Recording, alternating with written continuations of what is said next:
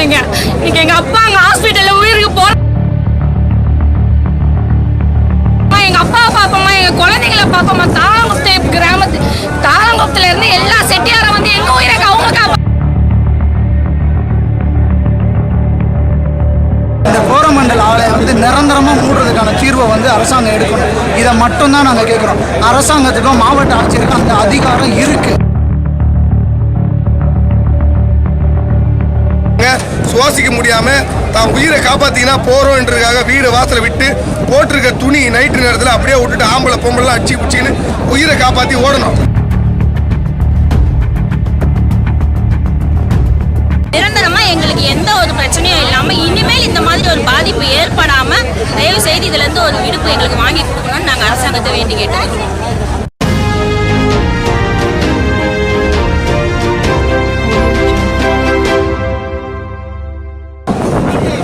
என்ன தாளங்குளத்தில் கொடுத்துருக்காங்க. அம்மா வீடு வந்து பெரிய குப்பம். ஆஃப் இயர்லி லீவுக்காக எங்கள் அம்மா வீட்டில் வந்து இருந்தேன். நைட்டு இந்த புகை விட்டதில் குழந்தைங்க கூட்டினீங்களா போக முடியல. எங்கள் அப்பா இப்போ ஆகாசில் அட்மிட் ஆகிருக்காருங்க. என்னதான் முடிவு? எங்கள் அப்பா எங்கள் உயிருக்கு என்னதான் நீங்கள் எதுவும் பதில் சொல்ல போகிறீங்க? இன்னைக்கு எங்கள் அப்பா அங்கே ஹாஸ்பிட்டலில் உயிருக்கு போராடின்னு இருக்காரு. அந்த நிலைமையில இருக்கோம் இன்னைக்கு. பெரிய குப்பம் மக்கள் என்ன உங்களுக்கு இந்த எண்ணூர் மக்களை அழிக்கலான்னு முடிவு பண்ணிட்டீங்களா? எங்களுக்கு வாழ்வாதாரத்தை எல்லாத்தையும் இழந்துட்டோம்.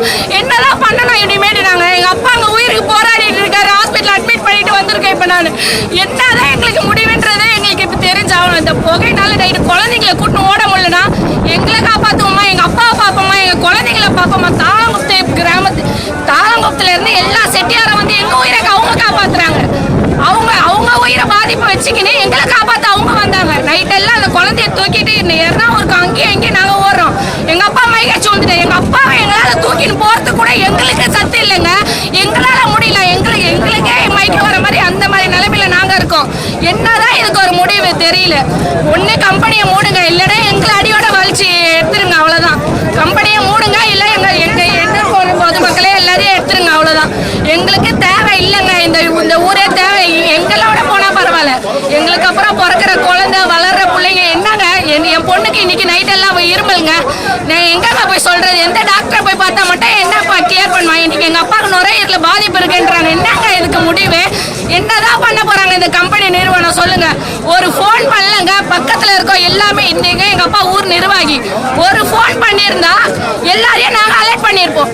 எந்த போனா பண்ணல. பெரிய குப்பமே பாதிக்கப்பட்டு போயிருக்கு. ஒரு போன் பண்ணல. எல்லாத்துக்கும் போன் பண்ற செட்டியா இருக்கு. ஏன் செட்டியா இருக்கு ஒரு போன் பண்ணல? இந்த மாதிரி கம்பெனில 50 பேர் வேலை செய்யறாங்க. ஒருத்தர் இல்ல கம்பெனில. அப்ப அந்த அளவுக்கு கம்பெனிக்காரன் உயிர் வேணும். மக்களோட உயிர் என்ன உங்களுக்கு பழிவா? சொல்லுங்க. எண்ணூர் மக்கள் வாழ்வாதாரத்தை முழுமையா முடிச்சுட்டாங்க. எங்களுக்கு வேண்டாம். எங்களுக்கு இந்த கம்பெனியே வேண்டாம். இதுக்கு மேலே எங்களுக்கு வேண்டாம். எங்களுக்கு இந்த கம்பெனியை மூடியே ஆகணும்னா நாங்கள் வந்து இங்கே வெயிலில் உட்காந்து ஒன்றும் அவசியம் இல்லை. நாங்கள் பூரா கஷ்டப்பட்டுருக்கோம். நான் குழந்தைய வச்சுட்டு இருக்கேன். குழந்தைய கூட்டிட்டு நேரத்தில் எங்களால் எங்கேயுமே ஓட முடியல. யாரும் வந்து எங்களுக்கு சொல்லவும் இல்லை.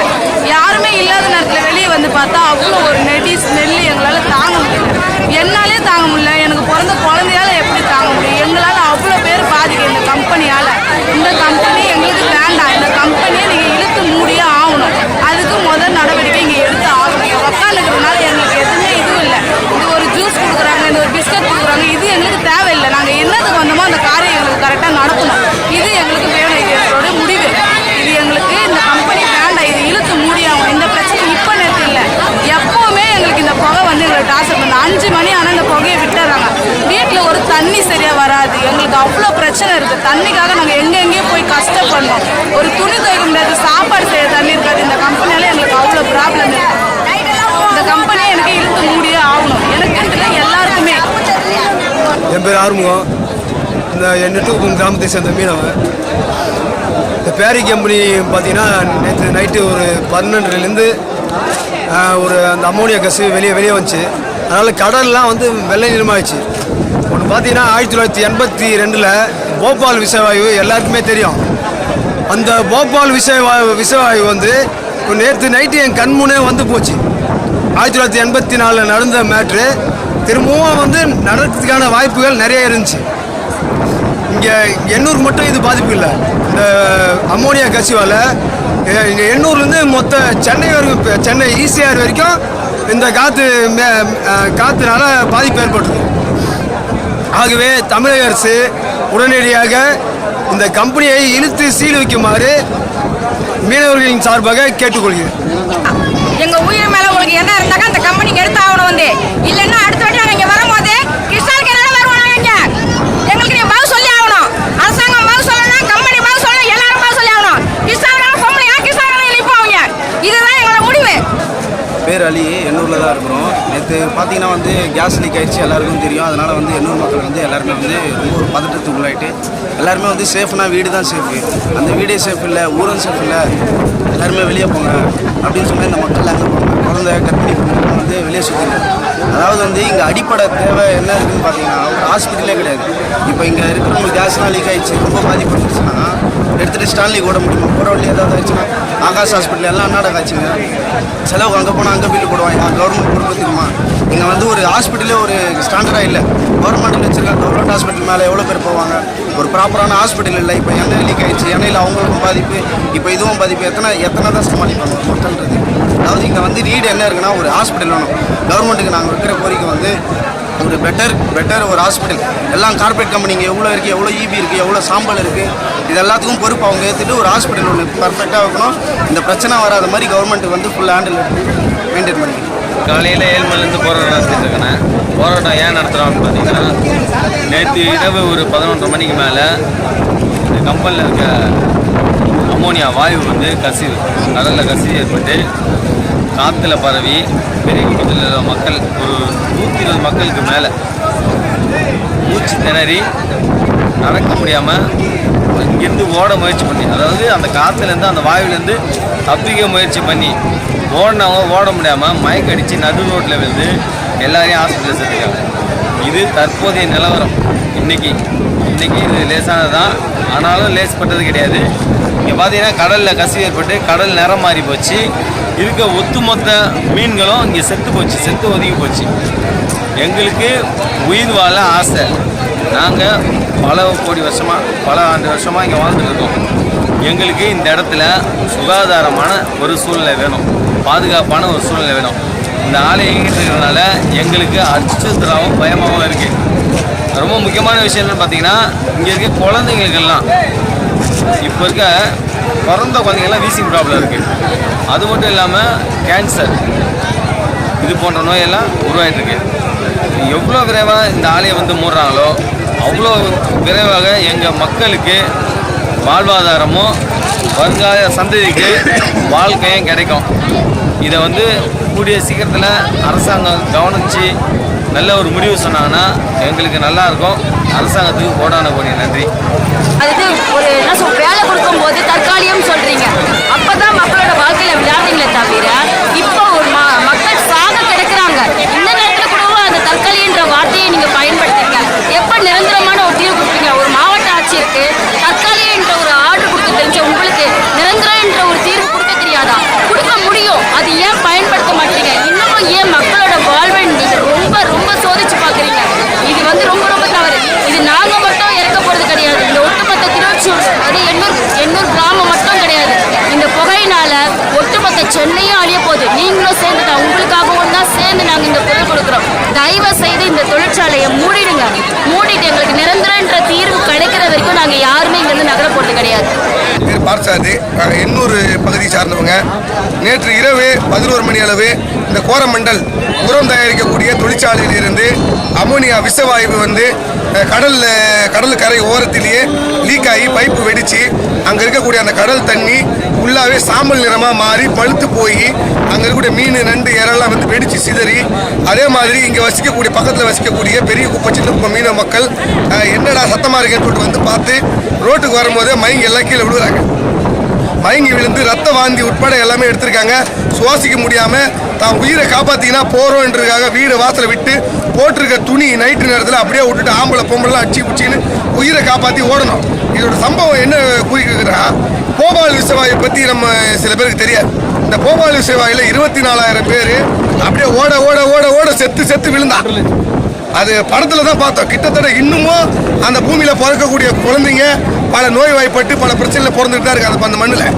அதே மாதிரியான சூழ்நிலை இந்த எண்ணூர் பகுதியில் இங்கே இருக்கிற இந்த கோரமண்டல் நிறுவனம் இன்னைக்கு இந்த சூழ்நிலை உருவாக்கியிருக்கு. பல முறை போராடிட்டு இருக்கோம், பல முறை சொல்லிட்டு இருக்கோம். இவனால் பொலிஷனால பல பேர் சாவரா, நிலத்தடி நீர் கெட்டு போயிருக்கு, மாசு கெட்டு போயிருக்குது, கேன்சரில் செத்துட்டு இருக்கோம், விசி பிராலத்தில் இருக்கிறோம். இந்த மாதிரி பாதிப்புலாம் இருந்தது. ஆனால் இதெல்லாம் இல்லாமல் நேற்று நடந்த விஷயம் எல்லோருடைய உயிர் பயத்தை காட்டி உயிர் பொழைச்சா போன்ற நிலைமைக்கு நாங்களாம் பொழைச்சி இந்த பக்கம் காற்றுக்கு ஆப்போசிட் பக்கமாக போய் காப்பாற்றிருக்கோம். ஆகவே தமிழக அரசு இன்னைக்கு எண்ணூர் பகுதியில் இருக்கக்கூடிய கிட்டத்தட்ட 50,000 பேர் ஆங்காங்கே ஃபுல்லாகவே மறியல் பொருளில் கலந்துருக்கோம். தொழிற்சாலை நிரந்தரமாக மூடினாலுடைய இந்த போராட்டம் முடிவுக்கு வரும். அது இல்லாமல் தொழிற்சாலை கலெக்டர் வந்து தற்காலிகமாக மூடி வைப்பதாக அறிவிச்சிருக்காங்க. அந்த தற்காலிகன்ற வார்த்தையே கிடையாது. கலெக்டர் வந்து இந்த தொழிற்சாலையில் சீல் வச்சு மெழுகுவத்தி ஏற்றி சீல் வச்சுட்டு போனால் வெளியே இந்த போராட்டத்துக்கு முற்றுப்புள்ளி வைப்போம். இல்லைன்னா இந்த போராட்டம் இந்த இடத்துல தொடரும் என்று இதன் மூலியமாக சொல்லிக்கிறோம். அதை சரியாக பயன்படுத்துங்க. ஒரே ஒரு விஷயம் தான், மக்களோட புரட்சி கண்டிப்பாக வெல்லும். சரிங்களா? இந்த ஆலையை நிரந்தரமாக மூடணுன்ற அரசாங்க உத்தரவு வந்து மாவட்ட ஆட்சியர் வந்து இந்த தொழிற்சாலையை மூடினதுக்கு அப்புறம் தான் இங்கே இருக்க மக்கள் வெளியே கலைஞ்சி போவாங்க. தயவுசெய்து எல்லா மக்கள் கையிலையும் அரசாங்க ஆணை வேணும், இல்லைன்னா போக மாட்டாங்க இங்கே இருக்கவங்க. அரசாங்க ஆணை கண்டிப்பாக அரசாங்க முத்திரை பதிச்சு மாவட்ட ஆட்சியர், தலைமைச் செயலாளர், அவரு, முதலமைச்சர் இவங்க எல்லாருமே கையெழுத்து போட்டு ஒரு அரசாணை இங்கே வெளியிடட்டும், மக்கள் கலைவாங்க. கண்டிப்பாக இது மட்டும்தான் நிரந்தர தீர்வு. அம்மோனியம் வாயுடைய குழாய் வெடித்து வடசென்னை பகுதிகளில் ஏறக்குறைய 1,00,000 மீனவர் வசிக்கிறார்கள். அவர்கள் அத்தனை பேருமே மூச்சுதல் ஏற்பட்டு ஆபத்தான நிலையில் 30 பேர் மருத்துவமனையில் அனுமதிக்கப்பட்டுள்ளார்கள். அது மட்டும் இல்லாமல் வெடித்து செதறி இருந்தால் இந்த கடற்கரை அத்தனை மீனவர்களுமே உயிரிழந்திருப்பார்கள்.